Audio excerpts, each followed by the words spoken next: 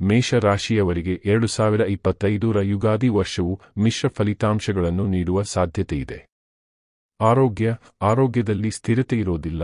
ಆದಾಯ ಹೆಚ್ಚಾದರೂ ಖರ್ಚುಗಳು ಹೆಚ್ಚಾಗಬಹುದು. ಆದರೆ ಆತ್ಮವಿಶ್ವಾಸದಿಂದ ಆರ್ಥಿಕ ಪ್ರಗತಿ ಸಾಧಿಸಬಹುದು. ವಿಶ್ರಾಂತಿ ಅಗತ್ಯ. ವಿದ್ಯಾರ್ಥಿಗಳು ಉತ್ತಮ ಸಾಧನೆ ಮಾಡಲಿದ್ದಾರೆ. ಕುಟುಂಬದ ಸಹಕಾರದಿಂದ ಸ್ವಂತ ಮನೆ ಅಥವಾ ಜಮೀನು ಖರೀದಿ ಸಾಧ್ಯತೆ ಇದೆ.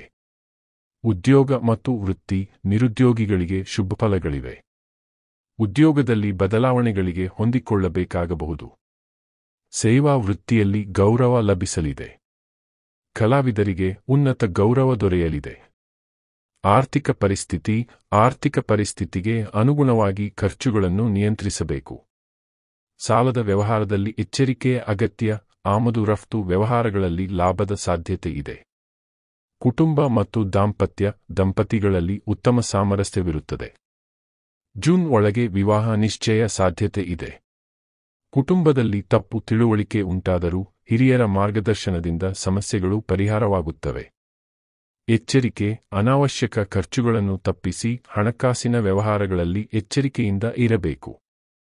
ಸಾಕುಪ್ರಾಣಿಗಳಿಂದ ದೂರವಿರುವುದು ಉತ್ತಮ.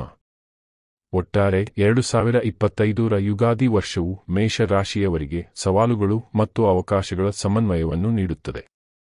ಆತ್ಮವಿಶ್ವಾಸ, ಪರಿಶ್ರಮ ಮತ್ತು ಎಚ್ಚರಿಕೆಯಿಂದ ಕಾರ್ಯನಿರ್ವಹಿಸಿದರೆ ಯಶಸ್ಸು ಸಾಧಿಸಬಹುದು. ಧನ್ಯವಾದಗಳು. ಹೆಚ್ಚಿನ ಮಾಹಿತಿಗಾಗಿ ಈ ಚಾನೆಲ್ ಸಬ್ಸ್ಕ್ರೈಬ್ ಮಾಡಿಕೊಳ್ಳಿ.